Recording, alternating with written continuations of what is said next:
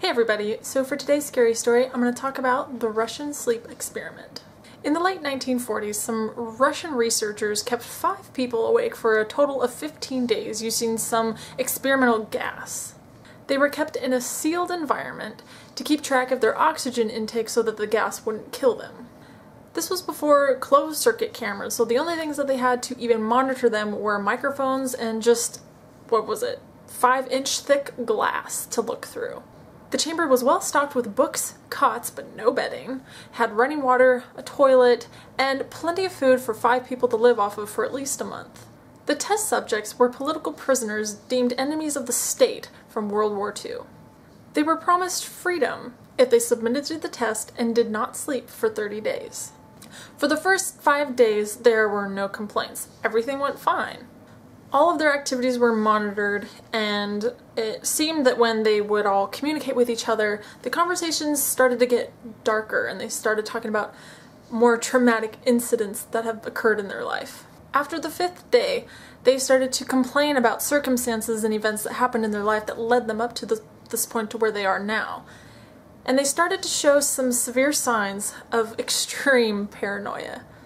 They then stopped talking to each other, and they continued to whisper into the microphones and whispered to the one-way mirrors that were in the room. After 9 days, one of the patients started just screaming.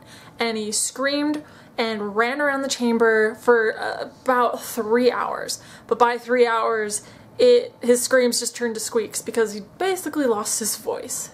What was oddly surprising to the researchers was that the rest of the patients didn't react at all to the one who was running around screaming. In fact, they just continued to whisper into the microphones and to the one-way mirrors. A couple of the patients actually went to where all the books were, started tearing the pages apart, and then just wiping their own feces on the pages and then putting them on the one-way mirrors, and after that the screaming seemed to stop. The researchers continued to check the microphones hourly to make sure they were working, and by day 12 the patients had gone a little quiet and they didn't really move much, so they would the researchers would check the oxygen level, and however it calculates, however they do their research, the oxygen level indicates that there's enough oxygen in there for them to be alive. So whether they're just sitting there dozed, or in a stare and a gaze, not doing anything, not speaking, they're still alive. By day 14, the patients had kind of stopped responding and doing anything. And so the researchers did something that they, till this day, regret and will never do again, I guess. They used the intercom to speak to the patients in their chamber to hopefully provoke them or persuade them to do something. The researchers announced on the intercom, "We are opening the chamber to test the microphones. Step away from the door and lie flat on the floor or you will be shot. Compliance will earn one of you your immediate freedom." The researchers then heard one response: "We no longer want to be freed." The researchers then debated amongst themselves about what to do, I guess. I don't know. They kept trying to provoke them and failed, and so they decided at midnight on the 15th day to go ahead and open the chamber doors. As soon as the chamber doors were open, the gas was dispersed and fresh air was brought in, but it caused the patients to freak out and scream and yell to turn the gas back on, bring the gas back, and then they're begging for the lives of their loved ones and some other random nonsense. And as the soldiers go in to collect the patients, they just start screaming. 4 of the 5 patients were alive, and the food rations from the 5 days previous had hardly even been touched. And they noticed that the one dead patient had chunks of meat from his thighs and his chest ripped out and shoved into the drain in the middle of the chamber, causing water to accumulate, about 4 inches of water. The remaining test subjects had chunks of meat ripped out of their thighs and their chest, and by I guess their fingertips were like to the bone, I guess, something like that. Like, but basically what it came down to was they had, it was self-inflicted. They were basically ripping chunks of their own flesh off of themselves, doing it to themselves. Just, ew.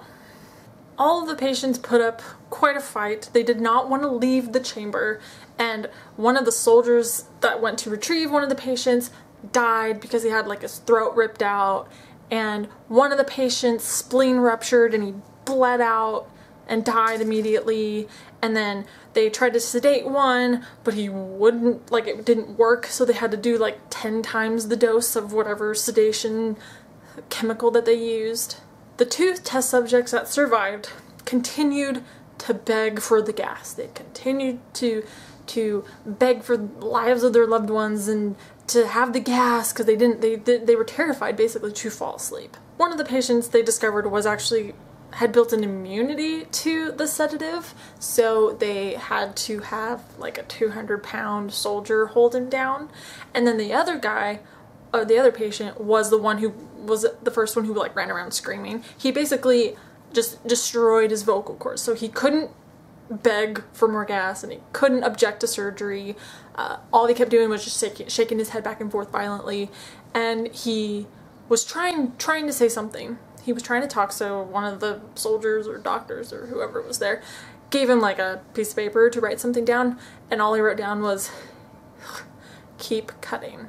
Upon further research, they determined like what they had eaten while they were there, I guess, like what was in their stomach and intestines was in fact like their own flesh. That sounds kind of disgusting. In the end, the commander, I guess, ordered the soldiers to shoot the test subjects because they started acting out. They started screaming, yelling, and then one of them flatlined, but he wasn't dead, which is weird. Many of you guys have commented on my past videos, have sent me messages recommending me to talk about this story, but you also include that you know it's fake, but I still want you to talk about it. So what I want to know is, do you think it's fake? Do you think it's real? Do you think it's based on a true story, so maybe parts of it are true? But let me know what you guys think down below, and if you have a scary story suggestion, just make a comment down below, send me a message, I don't know. Any suggestion, anything you want me to talk about, I'll talk about it, even if it's nothing new. Just let me know down below. I love you guys, and wait till next week. Bye!